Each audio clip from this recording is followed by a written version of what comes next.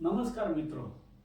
आज आपण अतिशय सुंदर टॉपिक सुरू करणार आहोत आणि तो आपल्याला दैनंदिन जीवनामध्ये उपयोगी पडणार आहे. आता इथे मी जे दोन गोष्टी सांगतो त्या महत्त्वाच्या आहेत.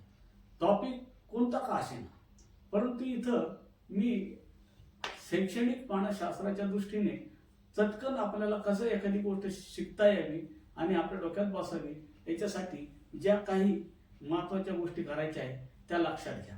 इथं मी तुम्हाला जो टॉपिक आणि त्याचा फॉर्म्युला समजावून सांगेल तो समजून घेतल्यानंतर त्याचं जे अंडरस्टँडिंग आहे तो सेन्स लक्षात घ्या. दुसरी गोष्ट, इथं आपण सर्वप्रथम मराठीत लिहिलेलं वाक्य तुम्हाला आपल्या व्हिडिओमध्ये दिसणार आहे आणि ते वाक्य दिसल्यावर कृपया ते वाक्य मोठ्याने वाचायचं नाही. तर जसं आपण एखादी गोष्ट स्कॅन करतो तसं फक्त नजरेने पाहायचं आहे. मनात तुम्हाला ते मराठी तुमची मातृभाषा असल्यामुळे तुम्हाला ते समजणार आहे आणि त्याचं इंग्रजी कसं करायचं तर ते इंग्रजी वाक्याकडे पाहून मात्र आपण बोलायचं आहे माझ्याबरोबर किंवा माझ्या मागे. तुम्हाला जसं शक्य असेल तसं बोलायचं आहे आणि त्यावेळेस तुम्ही समजून घ्यायचं आहे की हे वाक्य आपण कसं बनवलं आणि लागलीच पुढे जायचं आहे. विचार करीत बसायचं नाही. एखादं वाक्य समजलं नसेल दुसरं वाक्य समजेल, तिसरं तर नक्कीच समजणार आहे. त्याच्यामुळे त्याची काळजी करायचं कारण नाही. ह्या महत्त्वाच्या गोष्टी तुम्ही लक्षात ठेवायच्या. चला तर आपण आता आपल्या टॉपिकला सुरुवात करू. आजचा आपला जो टॉपिक आहे तो पास्ट ऑफ पास्ट म्हणजे भूतभूत काळाचा आहे आणि खास करून भूतभूत काळातील इनॅक्टिव्ह ऍक्शनच्या बाबतीत आपण आज बोलणार आहोत. इनॅक्टिव्ह ऍक्शन्स म्हणजे निष्क्रिय क्रिया. आता क्रिया आहे आणि निष्क्रिय कसे असा प्रश्न तुम्हाला पडेल. तर त्याच्यात महत्वाची गोष्ट अशी आहे ज्याला आपण पॅसिव्ह व्हॉइस म्हणतो. तर ह्या क्रियांचं फक्त वर्णन केलं जातं. प्रत्यक्षात तुमच्या समोर ती क्रिया होत नाही किंवा केली जात नाहीये. तर त्या क्रियाचं वर्णन केलं जात असतं पॅसिव्ह व्हॉइस मध्ये किंवा इनॅक्टिव्ह सेंटेन्सेस मध्ये. तर हा आज आपण पास्ट ऑफ पास्ट इनॅक्टिव्ह ऍक्शनच्या बाबतीत बघणार आहोत. Past of past inactive actions म्हणजे भूतभूत काळी निष्क्रिय क्रिया कशा बोलायच्या. तर बघा, सर्वप्रथम मला फसवलं गेलं होतं. मला फसवलं गेलं होतं. इथं फसवलं गेलं होतं ही जी फ्रेज आहे ही महत्वाची आहे आणि याचा जो कोणी करता असेल किंवा डुअर असेल किंवा मी त्याला रिसिव्हर म्हणतो, हा क्रिया करीत नाही तर त्याच्यावरच क्रिया केली जाते म्हणून याला आपण ऍक्शन रिसिव्हर असं म्हणता येईल. तर याच्यात मला फसवलं गेलं होतं यामध्ये मला हा ऍक्शन रिसिव्हर आहे म्हणजे ज्याला आपण आय म्हणतो. आता पुढची क्रिया कशी आपण त्याला जोडायची ते बघा. मला फसवलं गेलं होतं. I had been cheated. I had been cheated. Cheated हे तिसरं रूप आहे क्रियापदाचं आणि हॅड बीन नंतर ते आलेलं आहे म्हणजे हे भूतभूत काळी निष्क्रिय क्रियेचं द्योतक आहे. मला फसवलं गेलं होतं. I had been cheated. तिला लुटलं गेलं होतं. तिला लुटलं गेलं होतं. She had been robbed. She had been robbed. त्याला दवाखान्यात नेलं गेलं होतं. He had been taken to the hospital. He had been taken to the hospital.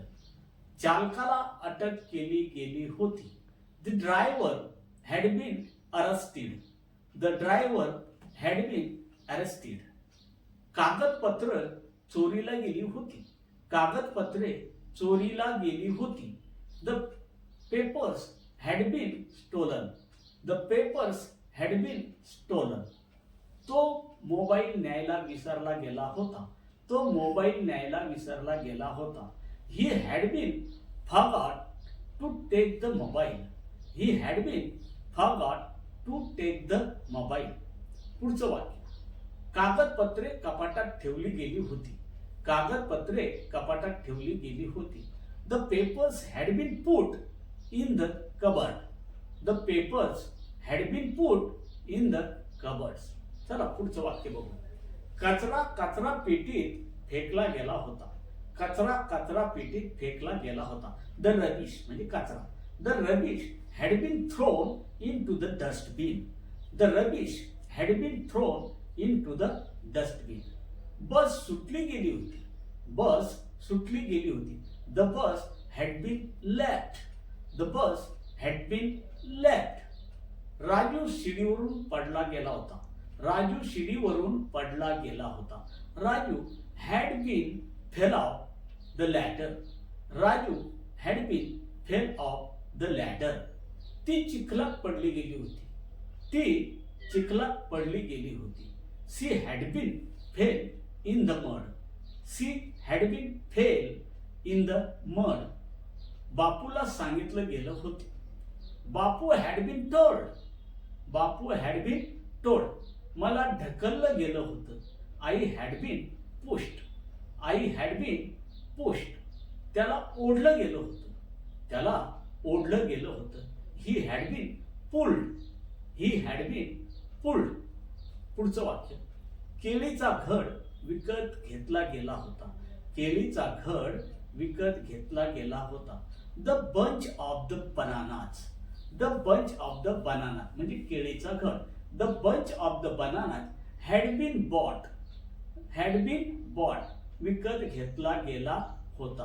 The bunch of the bananas had been bought. Photo काढले गेले होते. Photo काढले गेले होते. अनेक वचन आहे photo. Photos had been taken.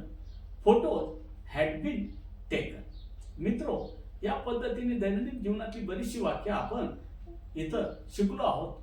आता यासारखीच पण थोडीशी वेगळी वाक्य आपण नकारार्थीसाठी घेऊया. कारण पुन्हा तुमच्या वाक्यात आणि शब्दसंग्रहात भर पडावा म्हणून मी वेगळी वाक्य घेतलेली आहे. परंतु त्याचं फक्त आपण नकार करायचा आहे. म्हणजे आता आपण शिकणार आहोत past of past negative inactive action.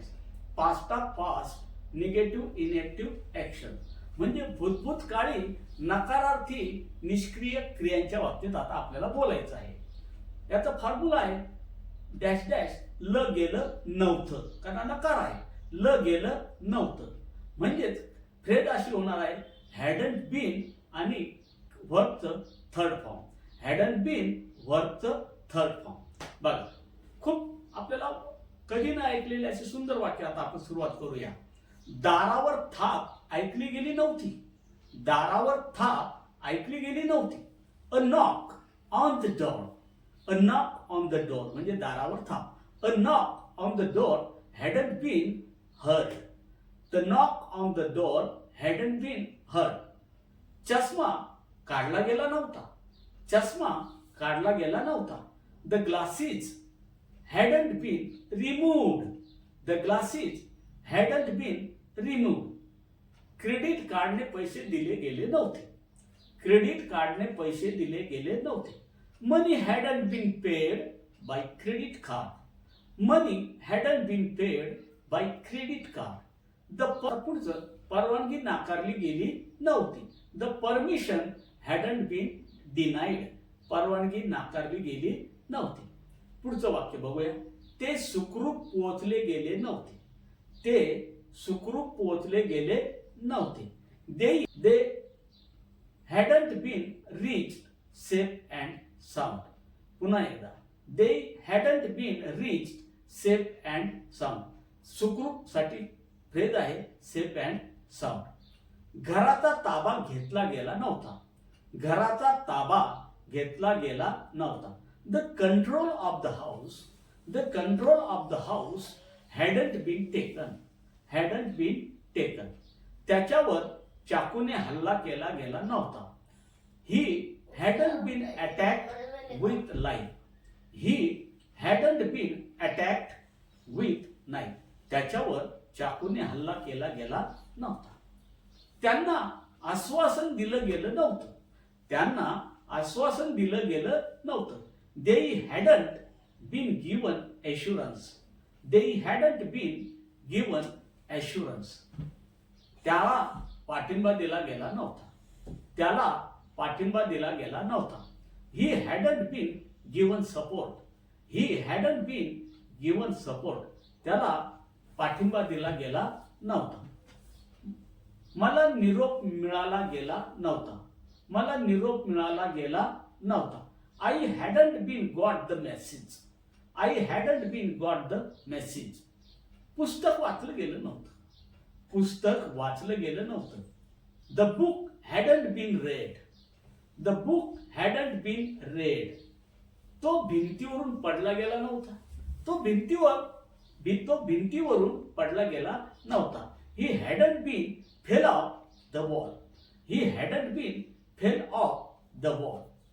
रेखाला सांगितलं गेलं नव्हतं. रेखाला सांगितलं गेलं नव्हतं. Rekha hadn't been told. Rekha hadn't been told. प्रकाशला विचारलं गेलं नव्हतं. प्रकाशला विचारलं गेलं नव्हतं. Prakash hadn't been asked. Prakash hadn't been asked. बापूला बोलवलं गेलं नव्हतं. बापूला बोलावलं गेलं नव्हतं. Bapu hadn't been called. Bapu hadn't been called. बापूला बोलवलं गेलं नव्हतं. त्याला आशीर्वाद दिला गेला नव्हता. त्याला आशीर्वाद दिला गेला नव्हता. He hadn't been given the blessing. He hadn't been given the blessing. त्याला आशीर्वाद दिला गेला नव्हता. He hadn't been given the blessing. मित्रो, अशा पद्धतीने जवळपास आपण 32 एक वेगवेगळी प्रकारची वाक्य आपण शिकलो. होकारार्थी आणि नकारार्थी इनॅक्टिव्ह मधली, आणि ती खास करून पास्ट ऑफ पास्ट म्हणजे पूर्ण भूतकाळाची. तर आपण वारंवार ही वाक्य वाचा, मोठ्याने बोला.